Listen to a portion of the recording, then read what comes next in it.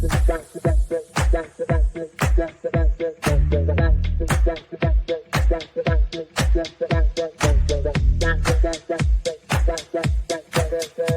Connections Radio presents.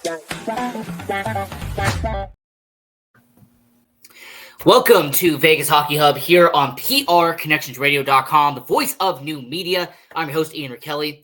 And on this edition of Vegas Hockey Hub, we are going to be doing something a little bit different here on this episode, as we are going to be kind of steering away from the Vegas Golden Knights organization, but focusing on the Pacific Division. And we're going to be talking about the Anaheim Ducks. And more importantly, we are going to be discussing, can the Anaheim Ducks be fixed? And more importantly, what needs to be done to make the Anaheim Ducks a successful organization moving forward? You got young players, you have prospects. We just saw what they are going to be doing when it comes to the farm system.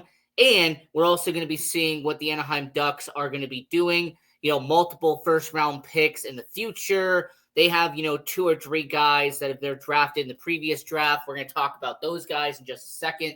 But overall, when it comes to the Anaheim Ducks organization, we are going to be focusing on this episode of how the Anaheim Ducks organization needs to be corrected and what steps need to be done in order for them to become a successful unit. So we're going to talk about all of that here on this episode of Vegas Hockey Hub.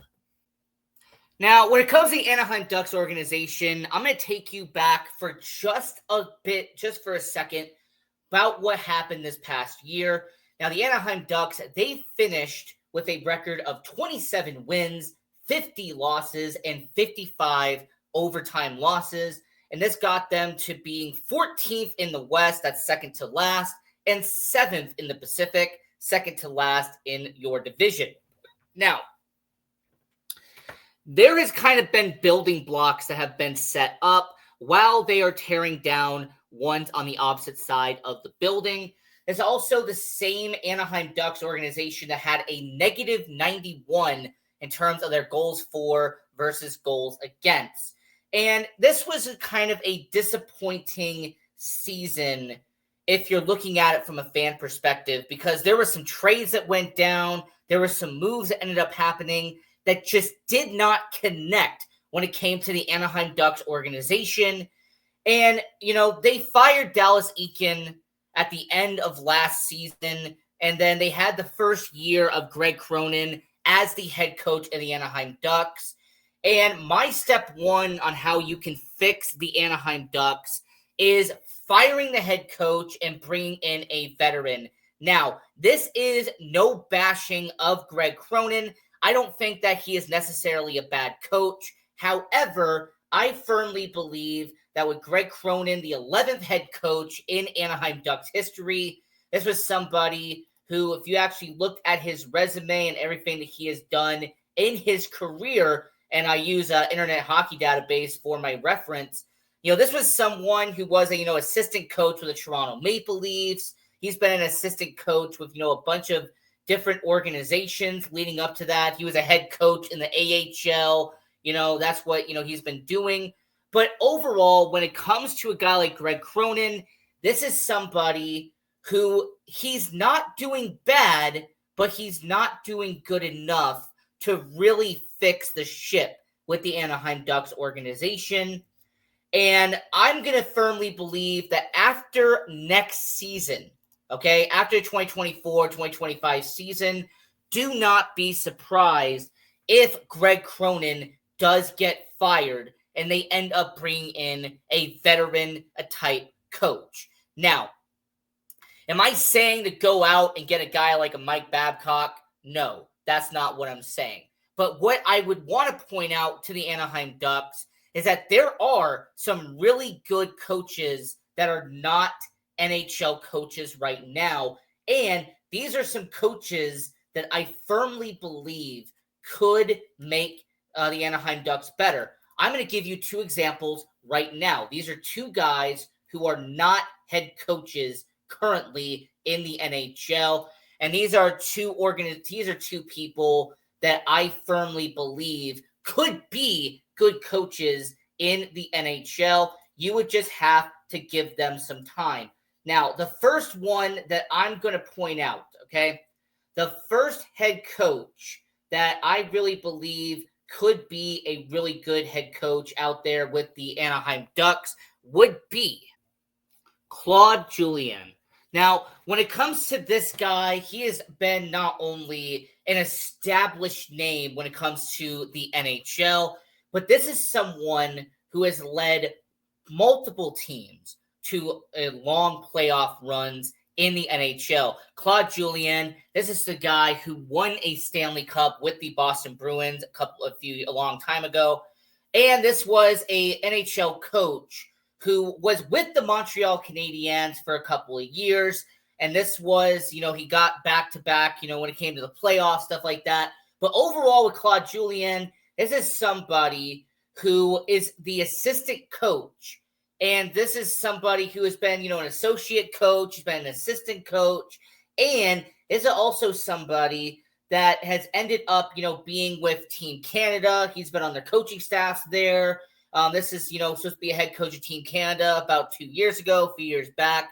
But what I like about Claude Julien and what I think would be perfect for the Anaheim Ducks is that this guy has a wealth of experience. This is a coach who has ended up taking multiple teams to playoff runs as a coach. And if you are an organization that needs to bring stability, needs to bring some leadership into the NHL and into your organization, Claude Julien would be a really good coach for that.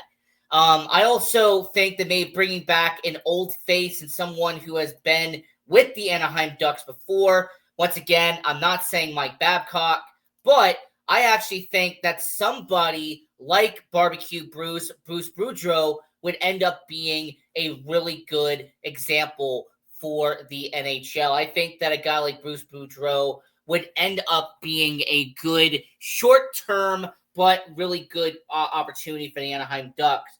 Now, if you don't want to bring in somebody who has been a long-time NHL coach, but you want to bring in someone who has been a head coach before, well, my mind immediately goes to an organization that just recently let go of a coach.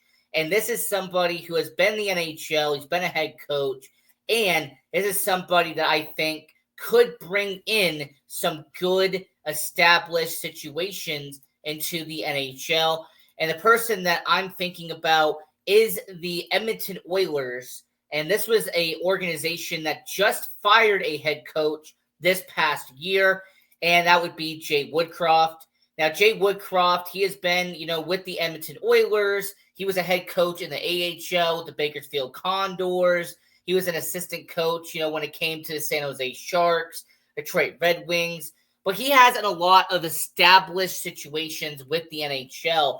And my purpose for this, okay, and the reason why I'm thinking about this with the Anaheim Ducks is, once again, Greg Cronin, he seems like he is a serviceable guy. He's not a bad head coach by any means, but this is a guy who is only in his second season being an NHL head coach. He doesn't have that veteran, he hasn't spent a bunch of years being an NHL head coach. And because of that, I personally think that the Anaheim Ducks, moving on from him and bringing in a veteran, an established NHL head coach, would make the Anaheim Ducks better as a unit. So that is my step one on how you would fix the Anaheim Ducks. You would be firing Greg Cronin, and you would be bringing in a veteran. And I did mention Claude Julien. I did mention someone like, for example, Bruce Boudreau. I also just mentioned, for example, Jay Woodcroft. But I also will say that when it comes to, Todd McLellan, this was someone who's been in the NHL for a long time. Maybe he could work out in that kind of capacity. There is a multitude of people that you could pick, but that's what I'd recommend for the Anaheim Ducks. Greg Cronin, serviceable, but not great. I would fire him and bring in a veteran head coach. Now, getting into step 2 of how to fix the Anaheim Ducks here on Vegas Hockey Hub, and it is titled "In Verbeek We Trust." And Pat Verbeek, he has been the general manager of the Anaheim Ducks since the 2022-2023 season. And in the past 2 years, we have seen the moves he has made as general manager of the Anaheim Ducks. Now, for people who are longtime hockey fans, you already know who this guy is. This is someone who not only was a longtime NHLer, he played for about 2 decades in the NHL. Not only is he a Stanley Cup champion with the Dallas Stars organization, but this is someone who was on, the New York Rangers teams in the 90s. He was with the Detroit Red Wings in the early 2000s. And this is also a guy who has spent, a huge amount of time with a multitude of teams. But what I will mention when it comes to Pat Verbeek is that this is a post-playing career. He has ended up being a front office person in Detroit. He was a front office member with the Tampa Bay Lightning. And this is also a guy who has spent about 15 years being in the front office with those two organizations before becoming the GM in Anaheim. And when you study what he has done in Anaheim, and then you do research and you analyze how Steve Yzerman ran his team out there in Tampa Bay, and you also saw how Ken Holland did his stuff in Detroit, it is very apparent that he's kind of using a similar blueprint here in Anaheim. He is mixing up the veterans and the rookies on this roster. This is an Anaheim Ducks organization, and when you study what this team has done, now, not only do you have guys like Troy Terry and Mason McTavish, but is it also the same Anaheim Ducks that you've had established veterans like a Ryan Strome, a Cam Fowler. You do have some guys that are in this organization that are older but established, and they're players who are doing very well. We all know about John Gibson, the goaltender, and how him and Lucas Dostal are ending up trying to be a solid 1-2 punch as a battering ram out there in Anaheim. But overall, when it comes to the Anaheim Ducks, I also like what we saw when he swapped Drysdale for Cutter with the Philadelphia Flyers earlier this year. I also saw what he did at the trade deadline. He gave up Sam Carrick. He gave up Adam Henrique. But what he got back was a first-round pick. What he got back was a guy like Ben Myers from the Colorado Avalanche. He got back a prospect like Ty Taylor when he traded away Adam Henrique. There's also the same Pat Verbeek that has ended up making some good free agent signings and bringing in those established veterans like I alluded to. This is someone who acquired a Radko Gudas from the Florida Panthers and Alex Killorn from Tampa Bay. This is a situation where he is kind of using this team as a blueprint on how to make this team better. And entering free agency and entering next year, we're going to see how he does with Trevor Zegras, what he does with Leo Carlson, all the young talent that they drafted this past year. We'll see if any of them get called up alongside Leo Carlson. So overall, when it comes to the Anaheim Ducks, you need to trust Pat Verbeek as the GM, because over the past 2 years, he has made some very tough decisions, but I truly believe that it is the right decision by the Anaheim Ducks. I also do want to mention that this is the guy who let go of defensemen like Kevin Shattenkirk. They had John Klingberg at one point. This was a team that did have some talent that once they were brought in, they did bring in Verbeek. He made the right decisions more often than he made wrong ones. So, overall, you have to trust him. His knowledge, the amount of years, the over 35 years of hockey experience that Pat Verbeek does have as a player, as a scout, as an assistant GM, and now finally as a GM. And moving forward, when it comes to the NHL draft, I'm really curious to see what he does with a potential top 5 pick in the upcoming draft, because there's a boatload of talent that is going to be on the board, and we'll see what he does there. Is he going to go with a defenseman? Maybe. Will he go with a winger? I would say likely. Will he go with a center? That would be interesting considering the depth, but it's always a possibility. So when it comes to the Anaheim Ducks, I want to see what they do moving forward, but trusting Pat Verbeek is going to be a major part of it. Now, step 3, when it comes to the Anaheim Ducks and how to fix this organization, is that you need to build up the defense. And I'm going to give a lot of credit to Pat Verbeek for this, because he has actually done a really good job when it comes to the future of this defense. There are at least 4 to 5 defensemen that are on this roster that are under the age of 25. Now, in the short term, this is going to be a bad spot for Anaheim, because when you have all of these young defensemen and only 1 to maybe 2 veterans on the back end, that is going to leave you exposed because they're going to have rookie mistakes. It happens. But in the long term, once these guys who are 21, 22, 23, 24 years old get into their prime as a defenseman and they start to mature and progress as hockey players, they are going to be one of the best core defensemen in all of hockey. Give it about 3 or 4 years, and you're going to see a defense that is going to be legit here in Anaheim. Now, let me address the elephant in the room. Now, the 2 aging defensemen, all right, the 2 guys who are in their 30s. You have Rachiele and you have Cam Fowler, right? Those were, 2 defensemen, Anaheim Ducks, defensemen that are in their 30s. They're in their mid-30s now. You also had Kevin Shattenkirk a long time ago. He's no longer on the defense out there in Anaheim. But let's focus on, for example, moving on from Cam Fowler. It's pretty much a given with Anaheim, regardless if it is, either a trade, a buyout, or if it's just straight up retirement. I really do not see the Anaheim Ducks keeping Cam Fowler for the long term.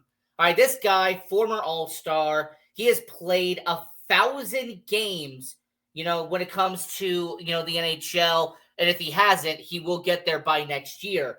But when it comes to the Cam Fowler situation, he joined them in 2010. It has been 14 years later, and he is still with the Anaheim Ducks.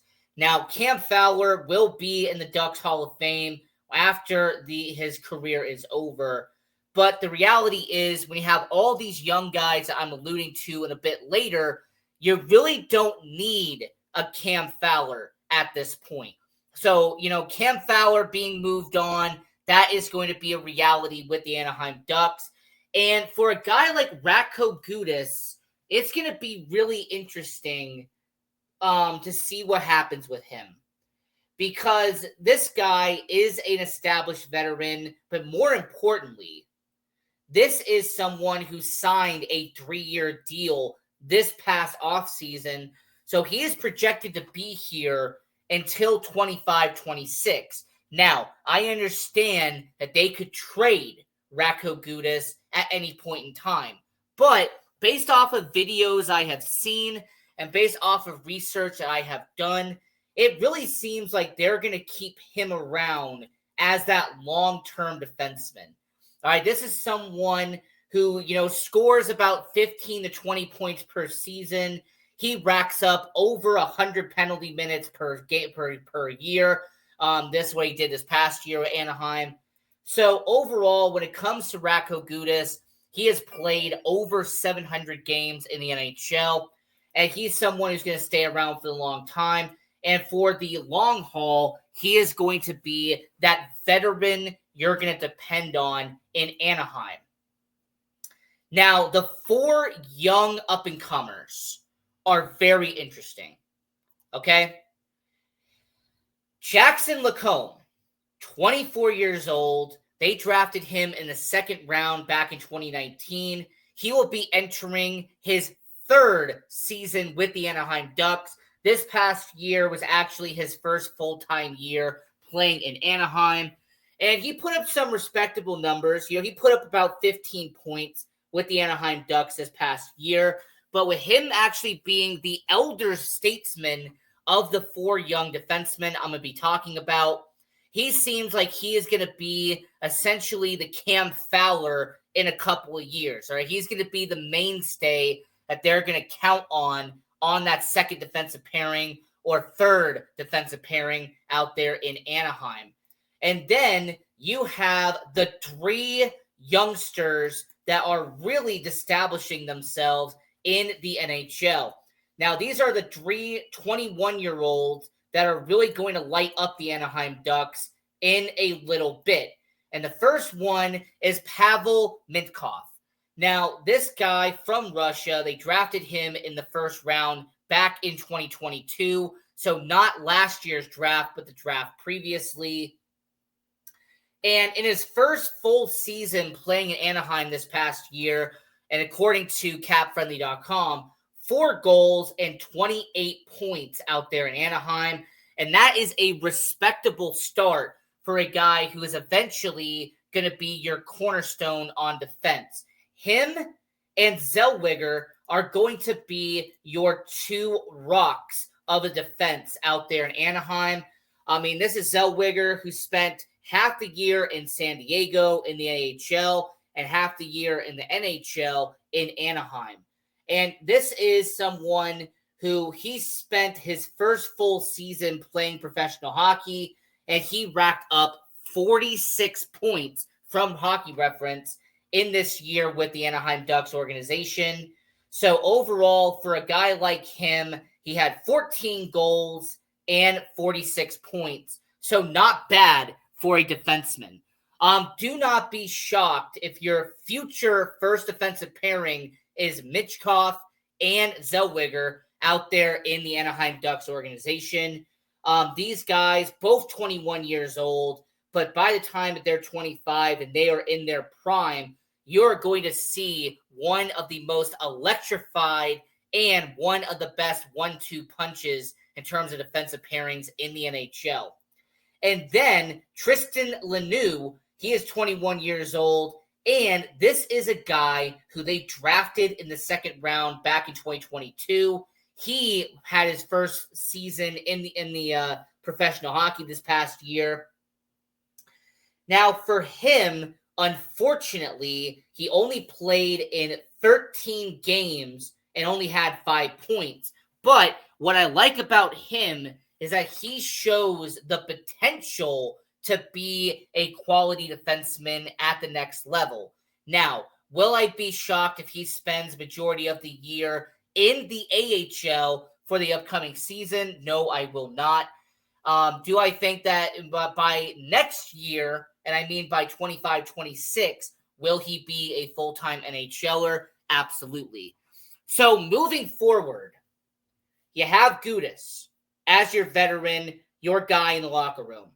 You have Lacombe, who is 24 years old. He will be your Cam Fowler, someone who's going to spend a lot of years out there in Anaheim. And then you have your 3 young guns out there in Anaheim in Zellweger, Mintkov, and Lanoux. And these are going to be your future core of the defense out there in Anaheim. And as long as you build this up and you trust Pat Verbeek to be your GM for the long-term future, these first 3 steps are really going to build Anaheim in the foreseeable future. Now, the fourth and final step on how to fix the Anaheim Ducks here on Vegas Hockey Hub with your host, Ian Rachiele, is going to be trading any big contracts that the Anaheim Ducks do have. Now, the fortunate part of being an organization that finished second to last in your division and finishing second to last in the Western Conference and having a potential top 5 pick is that you normally don't have a lot of big contracts. But there are an occasion or two that it does imply. I did mention that Cam Fowler would be a first guy that would be on this board based off of how much that Cam Fowler is currently being paid.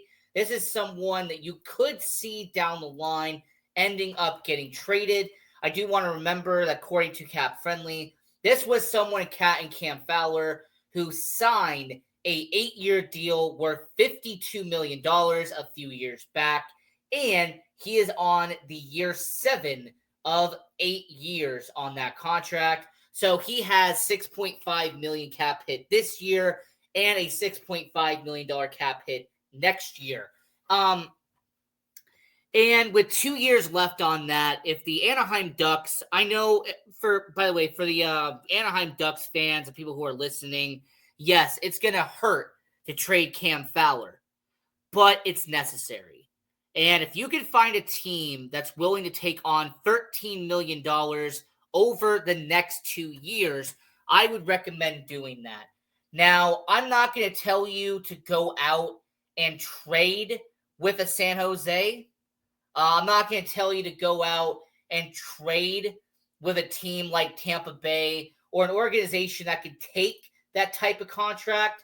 But what I will say to you is that I think Cam Fowler would be one of the first people on that list that they would end up trading. A second one would be someone like Alex Killorn. He is another guy who they signed this past offseason. They gave him a 4-year contract. He's going to get paid a little over $6 million. And overall, when it comes to him, I kind of sit there and go, you know what? When it comes to Alex Killorn, it is someone who I think statistically doesn't really back up the contract that they signed him to. And with him having 3 years left on that contract and making 6.25, kind of interesting to see what he does there. And then the last person that I'm going to mention, and about 2 years ago, I would have never said his name, but I am going to be realistic here. Back in October, the Anaheim Ducks signed Trevor Zegras and gave him a 3-year deal at $17.25 million, thanks to Cap Friendly for that information. And at the time, it looked like a very good deal for the Anaheim Ducks, paying him $5.75 million, and this is when he was only like 21 years old. Oh, he's just going to keep getting better and better and better, right?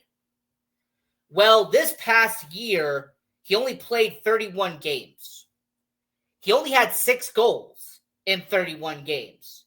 He only had 15 points in 31 games. Averaging just a little over half a point per game is not what you really expect from a guy making $5.75 million.